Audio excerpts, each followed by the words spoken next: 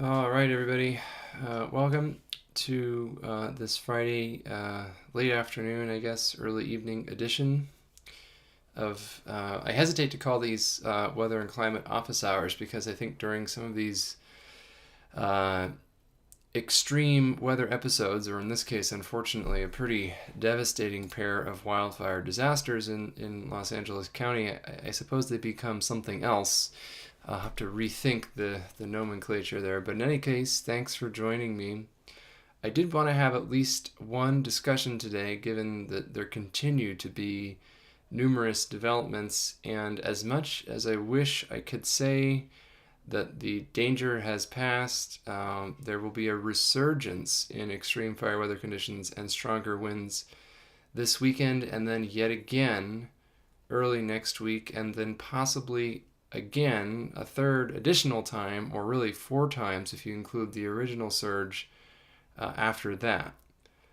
Uh, to be clear, it looks very unlikely that we'll see strong north winds of anywhere near the same magnitude or widespread nature at low elevations that we did at the beginning of this week, which is ultimately the period that led to the catastrophic fires. But on the other hand, these will be relatively strong Santa Ana winds once again, and now there is additionally the cumulative effect of intense drying. I called these atmospheric blow dryer like winds before they occurred, and it really does have the effect that the longer they go on, the longer they blow, the longer the low humidity and higher wind conditions continue, the drier and more flammable the vegetation becomes. In fact, I checked today, there's a quantity known as the energy release component, or the ERC. It's essentially an aggregate measure of vegetation flammability, incorporating all different kinds of vegetation. So anything from dead or dormant grass blades that are just a fraction of an inch in diameter, all the way to large tree trunks that might be on the ground. And this aggregate measure of vegetation moisture will be approaching or exceeding record levels for the calendar date in some portions of Southern California going into this weekend and into next week, with the additional offshore wind events expected then.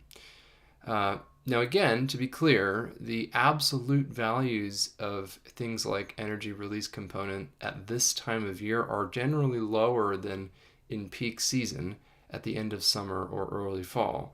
Nevertheless, they are very high, if not at record levels for January, and we do have additional dry, windy events coming on the horizon with no obvious prospects for meaningful rain, although there is maybe a slight chance that there could be a little bit toward the end of this coming week, 6 or 7 days from now. So I'll talk all about that and about the weather to come during this session. And I also wanted to offer an update about the fires themselves. There is some relatively, comparatively good news about their continued forward progression, which is that, generally speaking, the rate of spread has greatly slowed since the frenetic early hours of the disaster, Tuesday into Wednesday. And I suspect that most of the structural loss that's going to occur on these two large fires, the Palisades fire and the Eaton fire, has already occurred. It's not saying there couldn't be some additional structural loss in certain areas, especially in places where there might be flare-ups during the wind event within the existing burn perimeter. But I do think that the period of rapid spread into new populated areas is likely over on those two fires. That's not a guarantee, and again, there are adverse weather conditions that will be worse this weekend and early next week than they have been the last 24 hours. So that's not a slam dunk. It's not like it's going to start raining and really defuse the situation. The weather is not going to cooperate.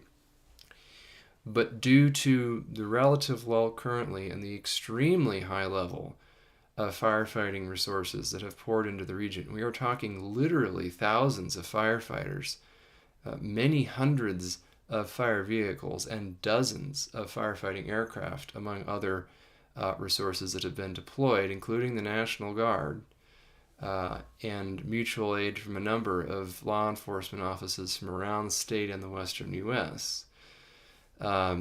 This is still an ongoing disaster, and both of these two large fires are still quite actively burning. It's just that they're mostly active in more remote spots at the moment. That could still become a problem if there's a spot across the lines later when the winds pick up. But for right now, comparatively better news for the moment. It is all relative, though, and the scope of the disaster is becoming clearer, and it is vast. The most recent estimate is that between 5,000 and 7,000 structures were lost in the Palisades fire. So my initial estimate there was between about 5,000 and 10,000. Unfortunately, as much as I hope that that wouldn't actually be the case, that looks to be about right. The Eaton fire actually will probably end up having an even higher structure loss. It looks like that there's at least 7,000 structures burned, and that total might end up being closer to 10,000. So the combined total of confirmed structure loss, according to the evening update, is now well over 10,000 structures. I don't think that the total number of structures burned will exceed those that burned when nearly the entire community of Paradise burned in 2018 in that catastrophic interface event. But in many cases, the dynamics are different, and there are multiple communities that have been largely wiped out by both of these fires. Pacific Palisades, significant portions of Malibu, especially the eastern portions, Altadena, and as well as some neighborhoods in and near Pasadena. All of these places have had not only large number of homes burned, but also even the downtown cores, the commercial structures, the government buildings, the schools, the stores, really anything you can think of, including even multi-story apartment complexes, multi-story commercial structures. Some of the structures that are counted in the over 10,000 structures burned are actually quite large. So the scope, again, is shocking. It's tragic, and the loss of life appears to be more significant than initially noted. That probably will not be able to confirm the loss of life totals for at least several more days, including a more comprehensive estimate of structure losses. Those numbers are not final numbers. There are still damage assessment crews that need to get into the area. So those numbers, technically they could rise or fall, although I do expect that both of them will probably rise rather than fall. And again, we're at over 5,000 structures for Palisades and over 7,000 for the Eaton fire, with now deaths being reported in both fires. Although I will still say not an extremely high number of deaths. And in the context of what has transpired, that's still, I think, a better outcome than it might have been otherwise. I still don't want to be too definitive about that, because it may well come out that there are other casualties that we're not yet aware of. But generally speaking, if there were casualties on the order of hundreds, we would probably know that by now, and it does not appear that that's the case. And again, that was definitely something that could have happened, and perhaps almost did, but for some pretty dramatic actions late on Tuesday afternoon and overnight into Wednesday. So this will now probably be, I think it's clearer that this will be the costliest wildfire disaster in American history. I'm not 100% sure if either of these fires individually will be, but the pair of fires almost certainly will be, and it is possible that at least one of them individually will comprise that. So the total scope economically and financially of these losses is going to be staggering, partly due to the sheer volume of the loss, and also partly due to the fact that, especially in the case of the Palisades fire, this occurred in one of the most expensive, in terms of real estate, zip codes in the country. So there is Real concern regarding what this means for the recovery of these communities, given that large portions of them were wiped out, and not just the housing stock, but even things like basic infrastructure. The water systems in Pacific Palisades, in Malibu, and Altadena are not going to be functioning with potable water in many cases for quite some time, and it is advised not to use or drink that water because it may be contaminated either microbiologically because the pipes were compromised, or perhaps chemically because of the contaminants that exist in wildfire ash, some of it which may have made it back into water systems. This is a problem that has now become increasingly recognized as we see more wildfire disasters in the urban interface, burning structures. Some roadways are probably going to be closed for a long time, including the Pacific Coast Highway and other major thoroughfares, partly because there's still active fire and partly because there's going to be a recovery effort on bridges, some of which have been damaged, the wooden components on bridges, and just because emergency personnel are going to be very busy and occupied in the area for days to weeks to come. There are also still widespread power outages because the fires and the emergency response has hampered the ability of power crews to get back in and restore power in many cases. And there are also a number of broadcast television networks in the LA area that are now going off the air due to the length of the power outages or damage to telecommunications infrastructure on some mountain peaks nearby.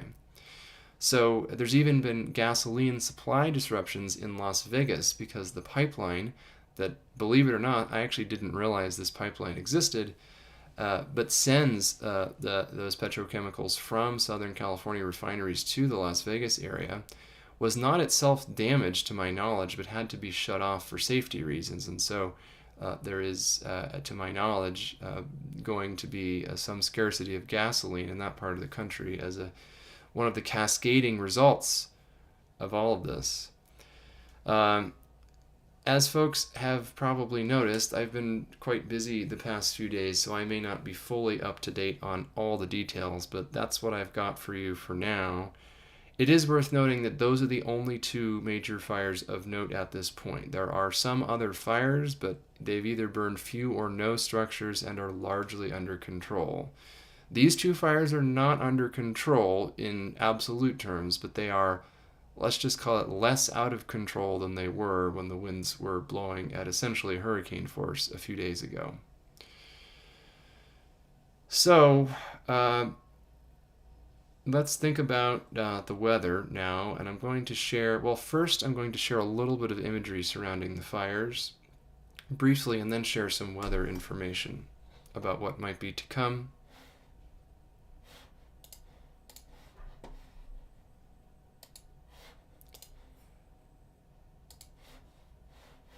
Alright, that's actually not the page I wanted to show you, but this is, again, this is a general outline of the Palisades fire. You can find this map. This is on Watch Duty. The free version will have this information if you want to check it out. It's an important app, I think, for people to have. I actually don't even use the smartphone version of it very often, by the way. I'm kind of old school that way. I like pulling things up on a bigger screen. So I do primarily use the web version of it, which is what I'm showing you right now. In any case, this hopefully is accessible to most folks at this point. You can see the outline of the footprint of the fire at last update. The Palisades fire is now up to around 21,000 acres. And as you can see, it does encompass much, if not most, of the community of Pacific Palisades, as well as a significant portion of the Pacific Coast Highway all the way into Malibu. Remarkably, there was very extensive structure loss, by the way, even in these houses right along the coast. In fact, most of the houses on the coast side, on the Pacific Ocean side of the Pacific Coast Highway between Malibu and Pacific Palisades were unfortunately lost. So the fire spotted across the Pacific Coast Highway, and even though the distance between the highway and the ocean is only essentially enough space for one house, for miles, almost all of them burned along the immediate coast. So there are hundreds of structures right along the beach that are no longer standing. And again, if you want to know why that happened, because there are some conspiracy theories floating around, once again, what I'm talking about here is that there was extensive structural loss along the immediate coast where I've drawn this green line. The reason is that the fire was up here in this region, and we had 70 to 80 mile an hour wind gusts pushing the fire like this. So even though they were right next to the ocean, almost all of those houses, unfortunately, and as well as those commercial structures, so some historical and famous structures, restaurants, buildings, again, most of them did unfortunately burn along this section of coast. They've survived many fires in the past. They did not survive this one. Evacuations are still in effect for a surprisingly deep portion of Santa Monica. So again, this goes almost, or at least it did, extend almost all the way to the promenade in Santa Monica. Still, they extend past San Vicente Boulevard and into the city of Santa Monica proper. At this point, if I were living in one of these orange evacuation warning only regions in Santa Monica, I would probably have returned to where I lived, because I don't think there's that much of an ongoing threat here for now. It could conceivably change if we have another strong wind event, and it does look like that may happen soon. But given the amount of resources that are here in place already, I do think the threat to Santa Monica at this point is quite low. I generally do not advise taking my advice over that of authorities, but I do think, especially in the warning and not the mandatory order zones, the risk is considerably lower than elsewhere and lower than it was previously.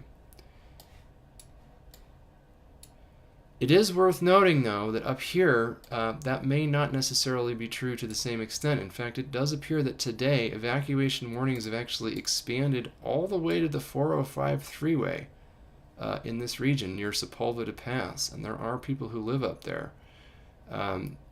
Notably, this is UCLA campus. So again, UCLA campus is not directly at threat from this fire, but there are evacuation warnings for the Palisade Fire that now extend to about a mile from campus as the crow flies in this distance here. So again, I think this is largely precautionary, but it does suggest that there is concern regarding yet another major pair of wind events coming. And the vegetation is drier than it has been at any point so far during this event. Just for future reference, generally speaking, folks have asked what it would take for UCLA campus to be threatened by wildfire. And again, this is a hypothetical. I do not think that's going to happen with this event. But if UCLA campus proper were ever to be threatened by wildfire, and again, I'm outlining the campus here, it would probably have to be from a fire that begins somewhere up or burns somewhere up by Stone Canyon or Beverly Glen.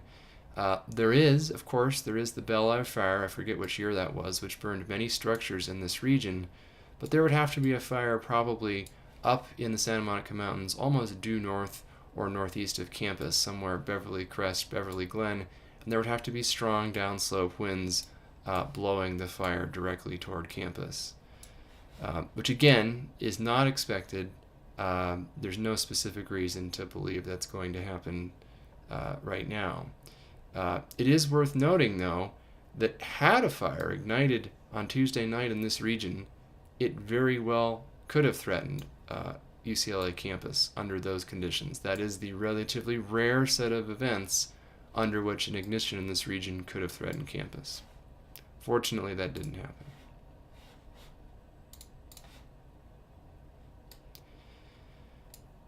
So I will say, actually, even as I've been logged in here, these evacuation warnings have even extended in this direction. So if you really count the total evacuation region, it is vast. It extends all the way from the Pacific coast along the Malibu and Pacific Palisades region. It extends westward past Malibu, northward all the way to the 101 freeway here, all the way eastward down to the 405 freeway, and all the way southeastward into parts of Santa Monica proper. Definitely don't think we've ever seen that scope of evacuation for a single fire in this region. And some places, especially Santa Monica, I don't think have ever been under an evacuation warning or order previously to this event. This is the Eaton fire now, officially up around 14,000 acres. Again, vast evacuation order region or warning region. These orders have not expanded in the same way that the Palisades one have, probably because this fire is now much less active along this flank. But just to show you how far this fire burned into the populated areas here, again, all this fire perimeter, you can see the rough outline in this region. There were thousands and thousands of structures in this region, and the majority of them burned. And that includes some of the downtown Altadena commercial structures in this vicinity as well. Additional structures and neighborhoods burning along the flank of the mountains. Although remarkably, the structural loss in this area was more sporadic, and it's something of a small miracle. There's these patches of unburned suburbs, given the extremity of the conditions that were experienced at that point, at the peak of the fire. As you can see, there are other fires, the Kenneth fire, the Archer fire, the Lydia fire, the Creek fire, but ultimately none of these are particularly threatening at the moment. There is a slight chance that some of them could flare back up under red flag conditions upcoming, but firefighters are well aware of that and have contingencies in place. Doesn't offer any guarantees of safety, but I would feel reasonably confident in that at this point. The bigger concern would be any new fires that break out now that resources are quite strapped. Showing satellite imagery, again, you can see the last couple of frames before sunset. You see that smoke plume. Not a whole lot of smoke right now coming from the Eaton fire, which is good to see. Still quite a bit of smoke coming from the Palisades fire, and there's actually two distinct fronts on this fire. You can see if I go over to the infrared satellite imagery that there are essentially two now separated hotspots on the western and the northeastern flank of the fire. So this whole region is the Palisades fire, and right now the middle of the fire is not burning very hot, if at all, but there is active fire both here and here. And this is the one that's probably causing those expanded evacuation warnings all the way to the 405 Sepulveda Pass region. And this fire is the one that has continued to flare up and threaten properties in and around the Topanga area today, where there has been some structural loss, but not as extensive as further south and east. So I do want to show weather models. I haven't shown these in a while, but I want to get to that. What we see here is that we actually have a transient ridge building back into California right now from the west, but it won't last long. This is stepping forward in time. This is early tomorrow morning. This is later tomorrow morning around noon. As you can see, this is more of a classic inside slider. This is a low pressure system sliding sort of inland over the Great Basin and then eastward. Notably, the low pressure system that brought the extreme north winds to Southern California earlier this week actually took this kind of a trajectory instead. So this one is ending up further inland before going east, more of a traditional inside slider, and therefore will produce more of a traditional Santa Ana wind event with more northeasterly winds that are strong over mountains and the typical valley areas, but won't be nearly as strong in places like the San Fernando Valley and hopefully along the LA County coast too, although it could still get quite gusty and very windy with gusts as high as 65 miles an hour once again in the mountains and passes this weekend. Going forward in time even further, we go into early next week, and we actually have a situation that starts to look a little bit more similar to what we had last week, with a low coming farther west over Southern California. And I'm going to switch models here to make this a little bit clearer. This is another very kind of weird, complex evolution with blocking ridge offshore, allowing low pressure to retrograde, so move back westward. The prevailing flow is from west to east across the US, so retrograde has nothing to do with astrology, but in this case literally means against the traditional direction. And so here, if the usual wind flow is west to east, retrograding means moving east to west, or at least having an east to west component of movement. And you can see this low pressure system does just that. It actually moves over Southern California and sets up shop offshore as we go towards Tuesday and Wednesday this week. And this is a pretty weird pattern, even weirder than the last one we had, for lack of a better term. This low pressure system might sit then off the coast for the better part of the week. And you might think that would be good from a fire weather perspective because low pressure means rain, right? Well, probably not in this case, at least not with any confidence. If I show the expected precipitation, here is Monday, of course, there's nothing there. There's stronger offshore winds once again, as this low pressure system approaches. And as it moves offshore, it might start generating some isolated showers well off the coast of Southern California. But you see they still linger offshore, tantalizingly close, but not actually making it onshore, at least in this model depiction, except for maybe a few sprinkles there at the very end. But here what we see is yet another, and this would be next weekend, possibly very strong offshore wind event. That would, now granted, this is just one model depiction of what could happen, but it's similar to the ensemble average, suggesting that we may see 3 additional offshore wind events this week. One tonight into tomorrow, the weakest, a stronger one on Monday or Tuesday, and then potentially another moderate to strong one later in the week. I know that's not the news that anybody wanted to hear, but that's unfortunately what the forecast is suggesting right now. Optimistically, there could be a few sprinkles or isolated showers when that low pressure system makes its closest approach, maybe around Friday or Saturday. So this model, for example, suggests that a little bit of rain will fall in Orange and San Diego counties, although here LA County would essentially remain bone dry. If I look at an alternative model, the American model, this one is essentially suggesting that most or all of the rain will remain, again, close but tantalizingly far offshore. More importantly, if I look at the model ensemble, which is an average across multiple different predictions, this is actually maybe slightly more encouraging than those individual models, at least for some very light precipitation, perhaps, especially in San Diego and Orange County next weekend, so 8 or 9 days from now. That's still a long way out, but it would still be helpful. The problem is it would be accompanied by very windy conditions, and so places that don't receive those isolated showers potentially would actually see increased fire risk. And the odds of meaningful rainfall are significantly lower in LA County than they are elsewhere in the Southland. Some modest hope for maybe some light rainfall as we go towards late January, but honestly, this is still pretty minimal. And if you consider the relative to what you would typically see in January, it looks pretty dry all along the West Coast for the most part. And that's the European model consideration of this potential future. Similar picture with the American model ensemble as well. So unfortunately, not great weather news in terms of what is upcoming.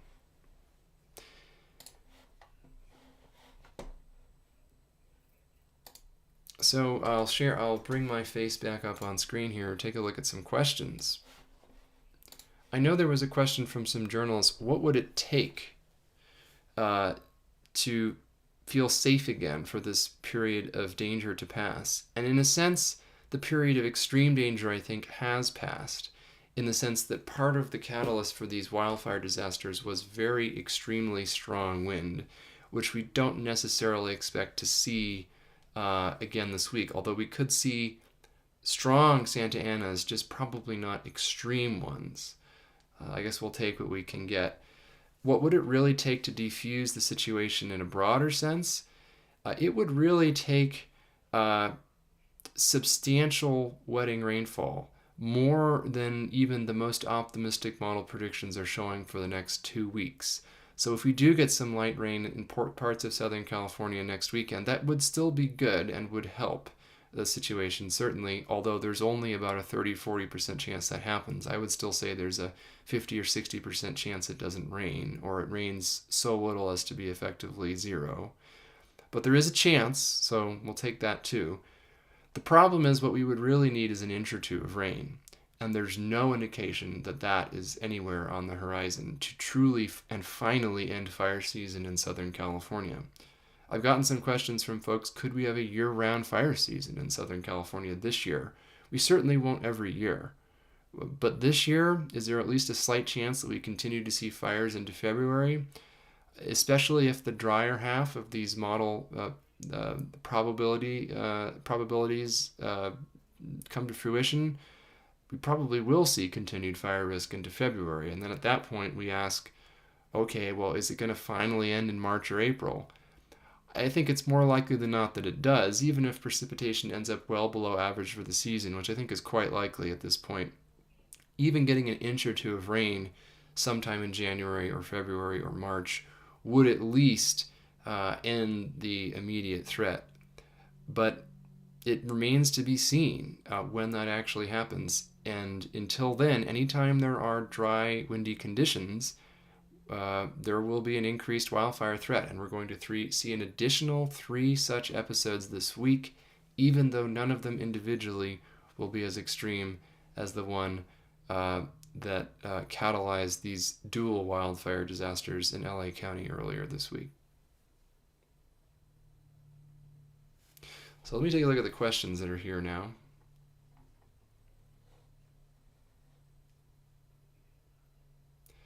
Will the impact on the FAIR plan affect all California home insurance premiums or just high-risk properties?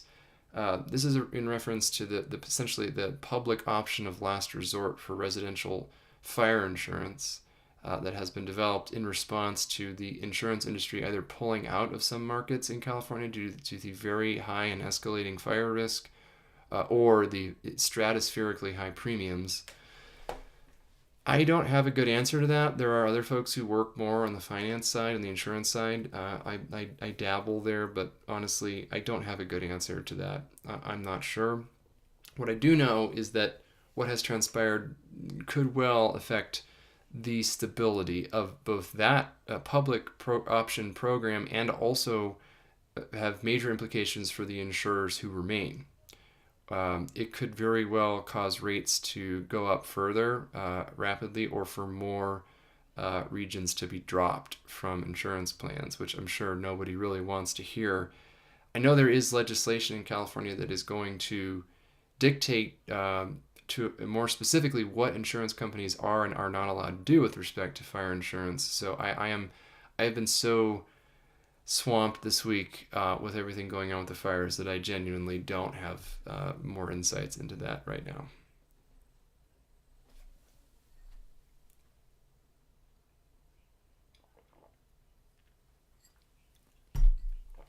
Noel mentions heading north yesterday, north of Willits, and a convoy of CAL FIRE vehicles blew by heading south. Is more help, maybe more help is coming. That's true. There are resources from all around the state in the western U.S. That have, some of which were already pre-positioned in Southern California, notably due to the excellent weather and fire risk predictions that preceded this disaster. But also more, of course, have been sent given the scope of what has transpired. They're going to need it, partly not just to fight the existing fires, but also to make sure that the region is prepared for new fires that break out, and there probably will be at least a few this week, given these ongoing red flag warning, high wind warning type conditions.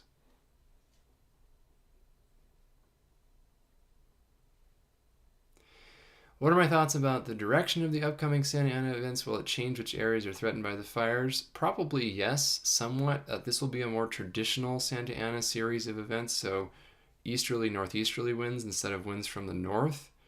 So for the Palisades fire, that might be relatively good news because it's going to push this probably toward the ocean again and back towards more burned areas already. It could present a risk of major flare-ups within the burn footprint, which could conceivably threaten additional structures. And even wind-driven fires, as we saw with the Palisades fire, can back into the wind, so they can actually move against the wind, because even though the wind is pushing them with its momentum, uh, the wind is still supplying a great deal of oxygen to the front of the flank of the fire, and it can move against the wind, albeit at a somewhat slower pace. So that still is a risk on the northeastern flank of the fire, and that's probably why those evacuation warnings were expanded all the way to the 405 corridor today.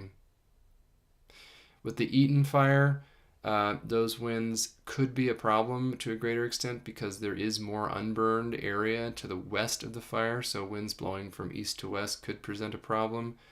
Fire officials are aware of that risk, and they're probably shoring up the lines, but there was even a flare-up today on the line fire. Remember, that ignited back in September and was largely extinguished, but there's been no meaningful precipitation, and given how dry it is, there was a patch of trees that went up in smoke and flames earlier today from that fire that started back in September, which was largely extinguished. So could there be renewed flare-ups on recent fires? Yes, because conditions have remained very dry throughout, so that's always going to be a risk.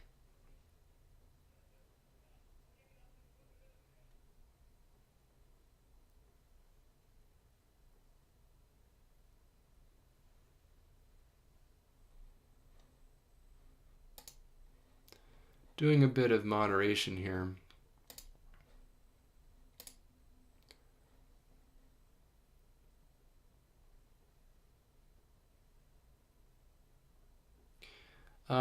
Let's see here. Yes, please do keep this chat, these chat sessions a place of calm as much as possible, and sticking to the facts is one of the best ways to do that always.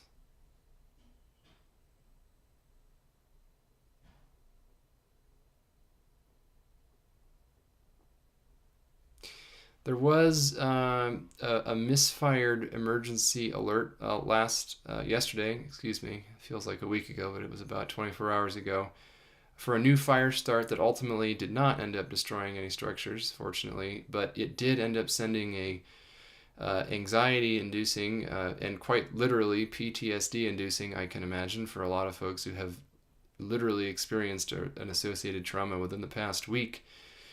Because it was sent erroneously to millions of people throughout LA County. That's a pretty big oopsie. It's not the first time it's happened. There was a correction sent out, but I really hope we can get a handle on that, because that's not only bad because of boy who cried wolf syndrome, warning fatigue in the lingo, but it also just isn't nice to scare people. Obviously, it was nothing that anybody did on purpose. It was clearly accidental, possibly because a lot of the folks working these systems have been pulling essentially 24-hour days now for several days, but it's still something that we really hope doesn't happen again in the future.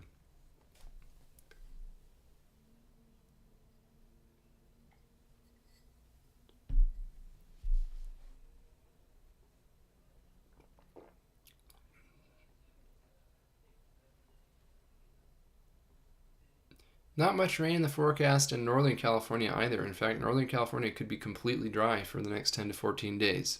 Fortunately, up north, even if it's dry and windy, the risk of destructive wildfires is extremely low, approaching zero, given how much water fell earlier this season. And this is one of the reasons why the situation in Southern California is so dire. It simply hasn't rained since May in most places, and that is not the case even along the Central Coast and the Bay Area, where it hasn't been quite as wet as the northern third of California, where it's been very wet. It still has rained enough to bring that risk of destructive fires pretty low. Could there be a grass fire or a brush fire? Probably in some spots, but would it really be a dangerous one like we've seen in Southern California? I'm pretty confident in saying no. So what you might actually see in Northern California, you might see some plumes of smoke, because what it's looking like is that we'll see conditions that are actually rather favorable prescribed fire during this window, because it has already rained. We're not at peak seasonal dryness anymore. There's even some green up of the grass in the Northern California already. So this might be a window when the conditions dry out a bit and there's a bit of ventilation to keep the smoke from pooling in the valleys. you might see smoke from prescribed burns, which I think is a positive thing. It can be done safely, even as conditions in Southern California are not safe for prescribed burns. So you may see some of that. Watch Duty, by the way, the app is now getting better about indicating prescribed burns as such, so you can also use it for reassurance in many cases. They will be labeled as prescribed burns there. So if you're worried about it, you can check, but I don't think there's really any fire risk in Northern California right now. So it might be dry enough to burn marginally, but that is often when you want to do those prescribed burns. You can't do it when it's sopping wet, of course, or nothing will. You can't really get any combustion going. You also don't want to do it under red flag conditions for obvious safety reasons, and so what you're left with the Goldilocks in between, is right about what we have now in Northern California. So I hope we're taking advantage of those windows.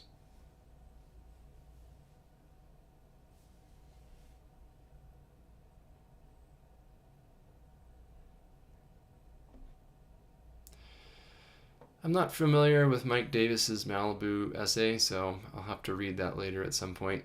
So I'm sorry I can't reflect.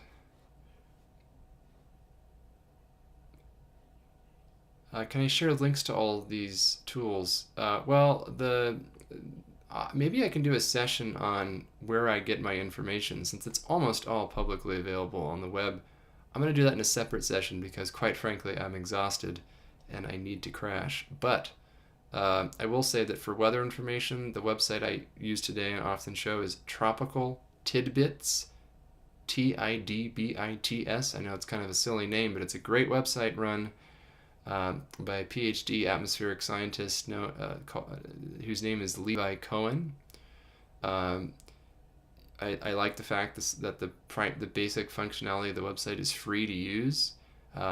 I contribute to Levi's Patreon because it's much like the Weather West blog is. It's essentially user supported, and it becomes increasingly costly to run over time. So that's a good contribution if you have $5 burning a hole in your pocket. Check out Levi's Patreon, or he may have some other links on his website. Anyway, it's tropicaltidbits.com. And then the fires, of course, I've just been using Watch Duty, which you can find that information either on the website, the Watch Duty web map, or as an app. I have both.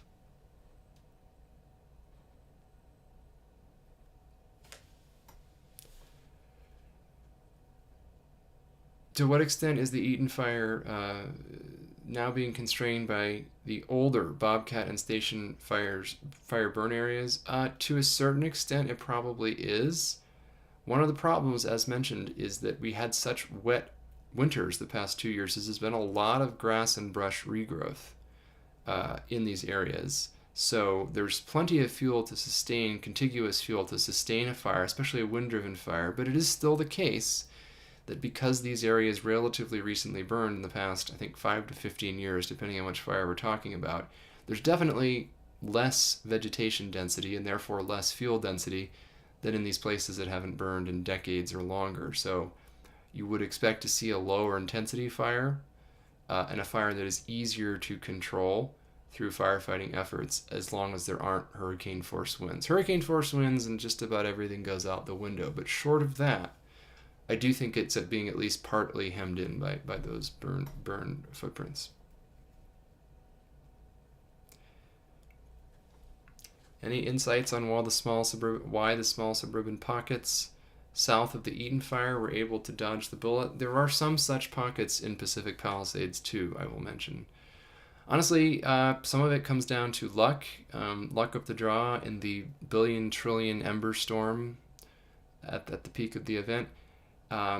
Some of these subdivisions actually have their own fire codes that are more stringent than the ambient building codes at the county and city level.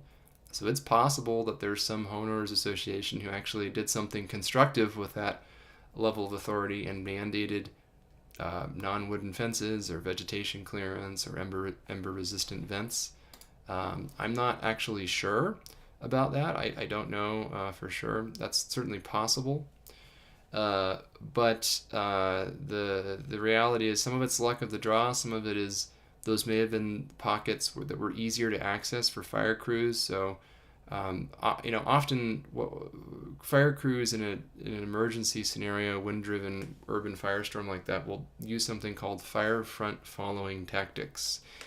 It essentially means that they stay at the head of the fire as it enters a populated area, and it's sort of a very ad hoc and opportunistic.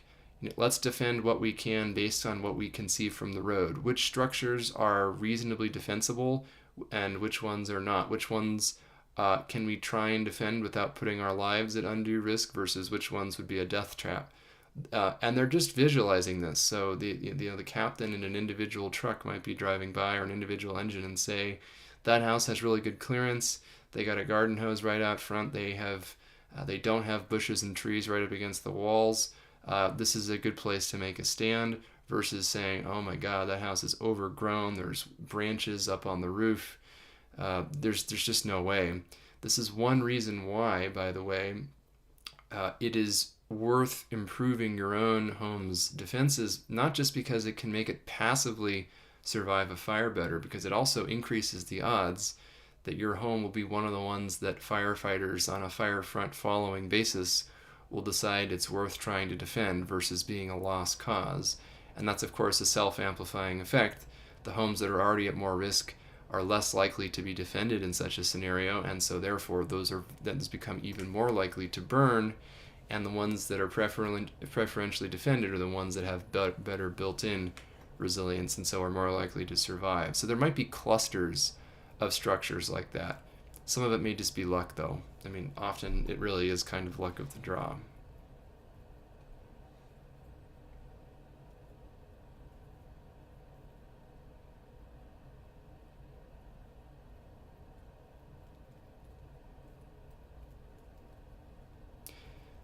Yes, thanks for the folks who pointed out that it is very helpful for the channel for those who share this content and like it while it's live, because that's apparently what the YouTube algorithm likes. And if you want more people to benefit from these live sessions, that's probably the most effective way to help out with that.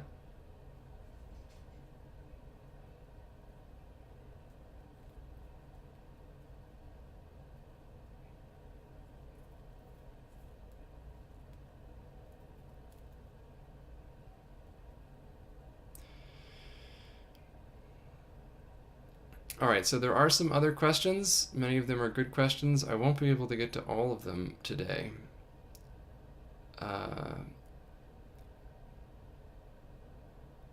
Let's see here. Yes, multiple people reporting getting that unwanted and erroneous warning yesterday. I'm sure that wasn't fun.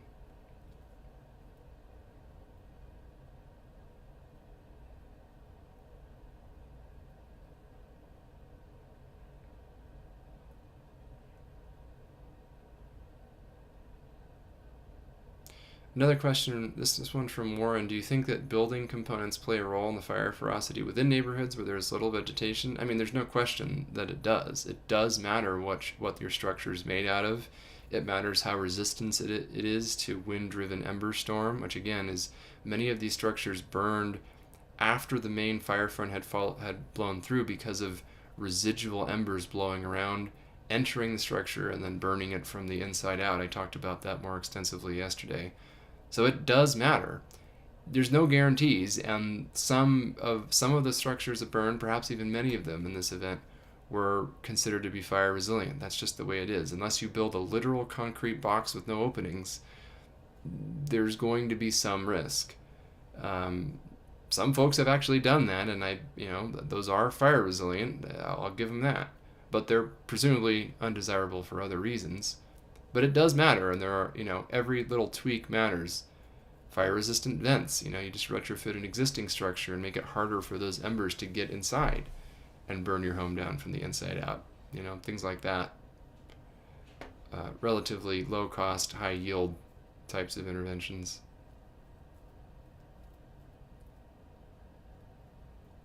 Has this winter been anomalously warm so far? The fall and winter across nearly all of the West and most of California and most of Southern California has been much warmer than average. Locally, it's been the warmest such period on record, in fact. Interestingly, in coastal LA County, though, that's not true. So, uh, for downtown LA, for example, I actually do not think that's true. So, there's a little pocket of relative coolness right along the LA County coast, primarily due to some fog that occurred along the coast earlier this month. But very localized. And once you get above that fog layer in the mountains and the deserts, even in the higher valleys, it was much warmer than average. Yes, 3 more wind events. I know, I know.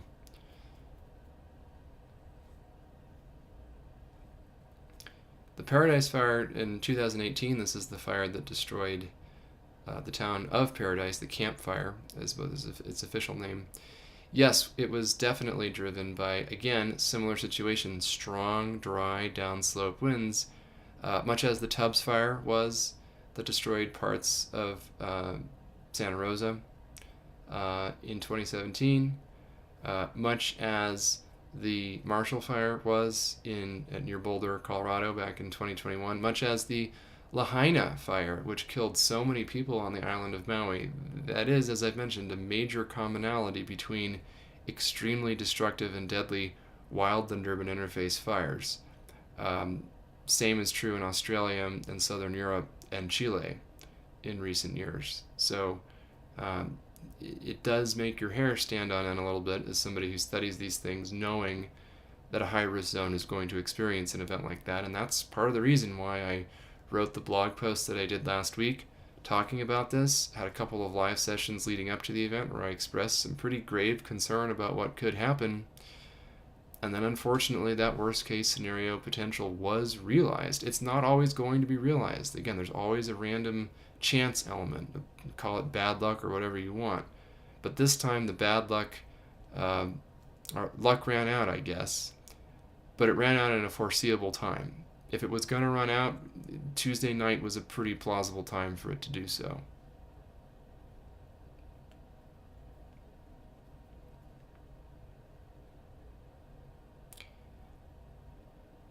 So there's a comment that the Palisades fire is really growing right now outside my window. I mean, it is still very active. It's going to continue to be active. It's not going to be extinguished for days to come. And there is, as I mentioned, strengthening winds and low humidity again tonight. So, there could be some issues. I don't think it's going to be as catastrophic by any means as what we just saw, but the game has changed a bit. The vegetation is drier. Resources are less available because they're preoccupied. So there are both some mitigating factors and then some aggravating factors with these 3 upcoming wind events. The main optimism I have is that none of these 3 wind events look nearly as strong as the one we had on Tuesday and Wednesday. On the other hand, the vegetation is drier. There are 3 of them, and they will be relatively strong in a moment when fire crews are very busy dealing with other problems. So there's a note that there's a new fire near Mission Viejo right now. I might take a quick look at this before I sign off this session.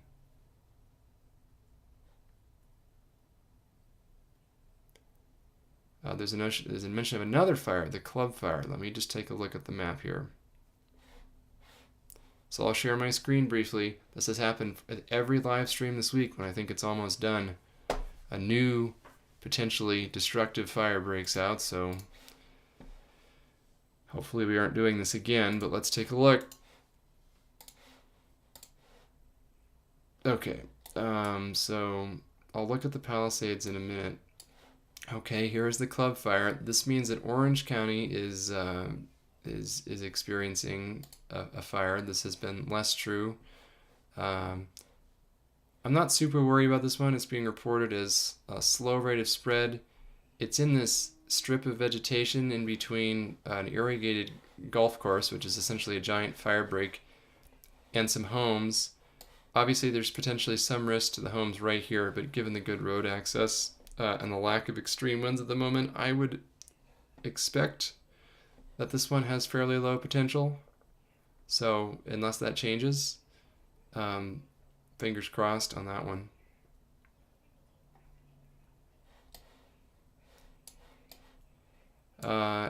Let's take a look at the Palisades fire. These cameras are in, these cameras are in downtown Santa Monica.